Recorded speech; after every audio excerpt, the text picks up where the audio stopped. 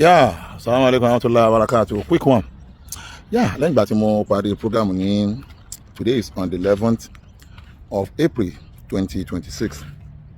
Nígbà mo parí program, mo bẹ̀rẹ̀ sí ní receive a lot of calls nípa program tí mo ṣe. Lórí ọ̀rọ̀ tí mo sọ nípa pé kí àlàáfíà lè jọba láàrin àwọn àfáà àtọmọkéwú.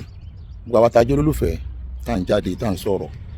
Mi ò dẹ́nikẹ́ni lẹ́bi lórí pé ó jáde ó sọ bó ṣe rí lẹ́mìí ẹ̀, mi ò dẹ́nikẹ́ni lẹ́bi.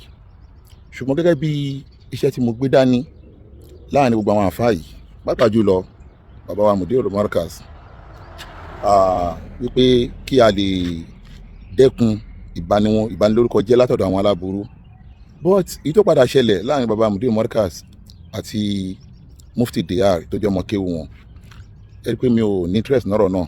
Kò dẹ́ kí bí àmì ọmọ nǹkan tí mo lè sọ, bọ̀ mo dákẹ́ nítorí ìfẹ́ tí mo ní sí Islam àti wípé ọ̀rọ̀ social media mùsùlùmí nìkan kọ́ ló ń gbọ́, àwọn tí ò ń ṣe mùsùlùmí náà ń gbọ́, tó dẹ̀ yà sí pé gbogbo kínní yìí yóò máa padà jẹ́ àbùkù fún àwa mùsùlùmí lẹ́yìn kí n dákẹ́.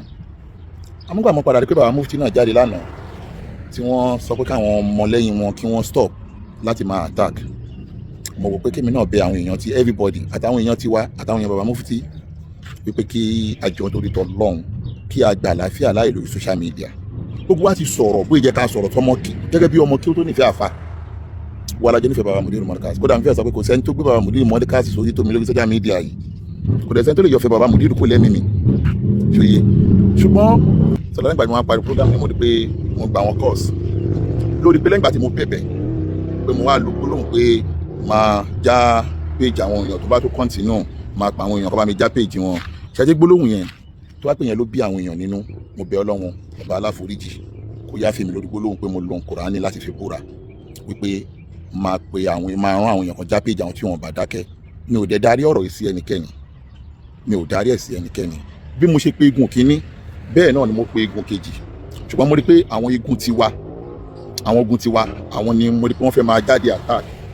Mo dẹ̀ rí pé bọ́n ṣe ń gbé ní gbígbóná yẹn, tí n bá wọn gbé ní gbígbóná a máa fún ọ̀tá lọ́rọ̀ sọ, torí pé gbogbo wọn mọ̀ wípé jagunjagun yàtọ̀ sólú ọdẹ, jagunjagun lọ̀kan lọ́mọ. So that bọ́n ṣe ń gbé wá ní gbígbóná yẹn, tí bá tẹ̀lé wọn gbígbóná nǹkan máa bàjẹ́. Mi ì dẹ̀ bẹ̀ Ọlọ́run ó yẹ kí gbogbo ìgbìyànjú tíyàn ti ṣe lórí àwọn bàbá yìí kíyàn wá fi ìbínú ọjọ́ kan kíyàn fi dànù. So that gbogbo yẹn mọ́ tẹ́ sọ̀rọ̀, mi ò bínú sí yín, mo yá fi yín fọlọ́run, ṣùgbọ́n mo bẹ̀ yín tó wá pẹ́ lórí gbólóhùn pé ọ̀rọ̀ péèjì a máa mú péèjì wálẹ̀, mo bẹ̀ Ọlọ́run kọ́lọ́run ṣàforíjì fún mi. Mo rẹ̀ pẹ̀lú kálukú tí mo bá ń bí kó ṣe sùúrù, ẹ má ká fún ọ̀tá lọ́rọ̀ sọ, because bẹ́ẹ̀ ṣe gbé yẹn tí bá tẹ̀lé yín bẹ́ẹ̀ yẹn nǹkan máa bàjẹ́. Pé bí mo ṣe sọ yẹn pé kí adákẹ́ yẹn náà ló ń bí wa nínú, ẹ má bínú, a lè continue. Tó bá tó bí amòye fọ́kọ́ adákẹ́ yẹn ló ń bí wa nínú, ẹ lè continue. Àdéhùn Ànábì wa Muhammad ó jẹ́ kó yé wa pé Islam tẹ̀sítẹ̀ yìí fa aṣínà woman ṣe ìta. Lórí eléyìí tó yá pé àwọn àfáà àti gbogbo àjọ orí gẹ́gẹ́ bí àwọn àfáà wa, kí àwọn ọ̀tá wa penetrate láti wọ àárín wọn, láti pé wọ́n dá wàhálà rẹ̀, wọ́n lámọ́ tó dá wàhálà yìí lẹ̀. 2022 lọ̀rọ̀ yìí ti ṣẹlẹ̀. Báwo Mudiru ṣe sọ̀rọ̀ jáde? Kí ló bí sábàbí tí Mudiru fi sọ̀rọ̀ jáde ńlá sí à? Gbogbo alamọ̀ pé àlejò tí Mufti gbà, àwọn àlejò tí Mufti gbà ni.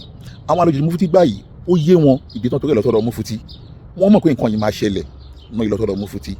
Ó ti wá ṣẹlẹ̀ nìyẹn. Mo believe pé ó yẹ ká fi làákàyè já ogun yẹn, kò yẹ ká jagun yẹn bí ẹrú. Èmi ṣe wò pé ó yẹ ká dákẹ́. Ṣùgbọ́n gbogbo àwa tá a sọ̀rọ̀ náà mi ti wá blame wa, torí pé gbogbo wa náà a mọ̀ wípé wọ́n ń ṣọ́ wa jura wa lọ. You understand? Àdẹ̀ àwọn èèyàn dẹ̀ ń tájẹ̀ tí wa jura wa lọ. Ọ̀kan lọ́mọ jẹ́ nìkan tó pé ẹni táyé ń ṣọ́ lọ̀kan lọ́mọ, ó gbọ́dọ̀ máa ṣọ́ra. Jẹ́ mo sọ nínú last video mi tó ṣe tí mo ṣe lénìí, àwọn tó ń wò mí kọ́ ló ń wò yín. Federal government America tí mo wà yìí wọ́n ń wò mí, federal government Nigeria ń wò mí, DSS ń wò mí, àwọn tí wọ́n jẹ́ àwọn oríṣiríṣi àwọn ọlọ́pàá ló ń wò mí. Jẹ́ pé wọ́n ń wò pé àwọn kan tí wọ́n wá sọ nípa mi ṣé bẹ́ẹ̀ ló ṣe rí.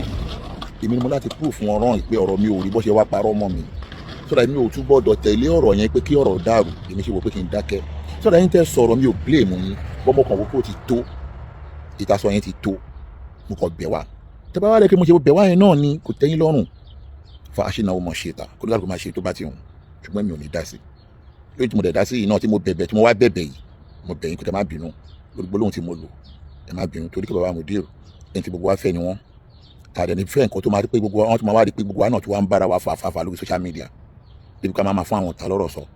Ìyẹn ló mú mi ṣe èyí tí mo ṣe yìí o. Everybody mọ̀ wípé ọlọ́dẹ yàtọ̀ sí jagunjagun, ó yàtọ̀ sí jagun jura wọn lọ o. Gbogbo àwọn tó máa sáré jáde kí wọ́n sáré sọ̀rọ̀ mọ̀ pé àtàtàntótó ni wọ́n, wọn ò dá láwọn. Ṣùgbọ́n torí ẹni tí à ń torí ẹ̀ ṣe Ọlọ́run àti torí bàbá Mudir pé ká má jẹ́ kí wọ́n tún máa rí nǹkan tó máa dùn wọ́n lọ́dọ̀ àwa tá a jẹ́ ọmọ wọn. Ó lẹ́nu ká rí ṣe léyìí lẹ́ẹ̀kan tó gbẹ́ tọ́rọ̀ bá ń dùn kó má bínú wọn. Mudir kẹ̀kẹ́ rí bàbá gbogbo wa ni wọ́n, bàbá gbogbo wa ni mo gbọ́ pé èèyàn kan náà sọ pé ẹ̀ ọ́nà máa nà ọ̀kan wájú Mudir, ó yájú sí Mudir. Ọlọ́run máa kì í yájú sí bàbá Mudir láéláé. Ibì kan tí mi ò lè kọlù nìyẹn, ibì kan tí mi ò lè kọlù nìyẹn táyé máa fi parẹ́ torí pé kíbla gbogbo ohun tó jẹ́ mọ́ríkàsì nìyẹn láyé. Ibì kan tí mi ò lè kọlù nìyẹn so that àníyàn mi ní kọ́lọ́n fi dá mi lẹ́jọ́. Gbogbo ẹni tí inú bá ń bí ẹja ṣe sùúrù o, ẹ má ka gbèsù láyé o, ẹ má ka gbèsù láyé. Mọ̀ pé yíyọ ẹkùn tó jó kọ́ o, gbogbo yín mọ̀ pé yíyọ ẹkùn tó jó kọ́ o. Èmi tí mo dẹ̀ dákẹ́ tèmi yé mi o, èmi tí mo tó wá bẹ̀bẹ̀ pé tó gbogbo wá jọ ká sí mi tèmi yé mi. Ó ní nǹkan tí mo rí o, ó ní nǹkan tí mo rí o, tí mo dẹ̀ mọ̀ pé nǹkan tí mo rí yẹn tó bá ṣẹlẹ̀ ó ṣeé ṣe gbogbo ẹ̀yin tẹ́ ń sọ̀rọ̀ yẹn agbára yín lè má gbé. Ìdí eléyìí abẹ́ Ọlọ́run bá túbọ̀ fi àlàáfíà sáàrin gbogbo àwa mùsùlùmí, ṣe understand. Gbogbo tó ti ṣẹ́ kọ́lọ́mọ̀ ẹ̀kọ́ gbére mọ́. Lẹ́ẹ̀kan sí gbólóhùn pé bóyá a máa já péjì wálẹ̀ tí mo sọ, mo rí fòkẹ́, mo dẹ̀ tọrọ àforíjì lórí ọ̀rọ̀ náà, kọ́lọ́run yá fi mi. And secondly gbólóhùn pé wọ́n máa nà ẹ́ ṣojú Mudir, mi ò dárúkọ anybody, but tó bá jọ mọ́ àrífín mi lè rí Mudir fún náà ọlọ́mọdé àwùsùlì láì bàbá everybody Mudir. Ìdí eléyìí ẹ dákun ẹ ká ṣe sùúrù.